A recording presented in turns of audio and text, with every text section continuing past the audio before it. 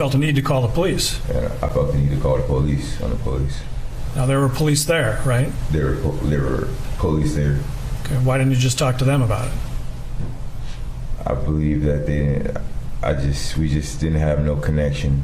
You know, I spoke to them, but not on a connection of a human being relationship. Did you, believe that they were involved? Yes, totally. Some more witness testimony today in the murder trial of former Minneapolis police officer Derek Chauvin. 6 people took the stand today, including 4 witnesses who were under 18 when George Floyd died. Back with us tonight, Caroline Randall Williams. She's an author, poet, academic, observer of all things political, happens to be writer in residence with the Department of Medicine, Health and Society at Vanderbilt University in Nashville. And Michael Steele's back with us as well, former chairman of the Republican National Committee, former lieutenant governor of the great state of Maryland, also happens to be the host of the Michael Steele podcast. Good evening to you both. Thank you for coming on. Caroline, I'd like to begin with you. It is life-changing enough, a point I made earlier, to simply watch the video. If you have measurable feelings, if you were born with any humanity or empathy at all, if you can fog up a mirror, imagine having been in that crowd. Imagine having been a young child and witnessed it, and now having to take the stand and relive it. Talk about this trial and its importance for our country right now. You know, watching the testimony today, I have to say, Tuesday is my big teaching day. I have my 2 classes of students. I teach 2 classes a semester at Vanderbilt, and I taught both classes today with George Floyd at the front of my mind and this trial at the front of my mind. And we had moments of silence in both classes for the 43 seconds that had gone unacknowledged until these trials really unfolded.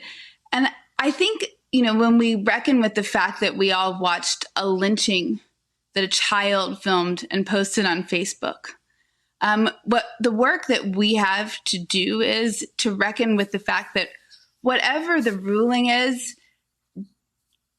when you lynch somebody, the cause of death physiologically is past the point, whether it was the setting a body on fire or the dragging him behind a truck, or the tarring and feathering, or the drowning, or the gunshot wounds, whatever way that a body was maimed and mangled because of like hate and other people's limitations, that's past the point. We watched Derek Chauvin put his hands in his pockets and keep his knee on the neck of a man that was screaming for his life, while other people were advocating and affirming that his life was leaving him. We watched that happen, and we watched a man who'd committed his life to allegedly protecting the peace of American people, you know, blithely ignore the dying American beneath his knee. And I think that the tension and strangeness of that having happened and our record of it being recorded by a child, it makes me think of Emmett Till, and it makes it feel like a terrible circle. But I hope that it's a terrible circle that yields some new insights. It's powerful stuff. Michael, Donald Williams, one of the witnesses, had this quote that just continues to reverberate. "I stayed in my body. You can't paint me out to be angry."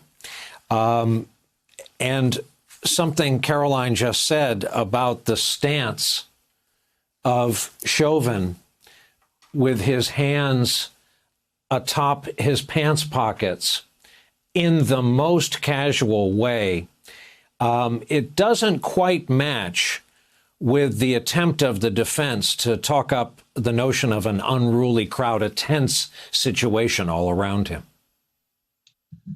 No, there's so much that the good professor just said that's just struck a nerve. The imagery and the power of it, reflected again in the words that we heard on the stand by witnesses. Mr. Williams telling us that I called the police on the police because I believed I was witnessing a murder.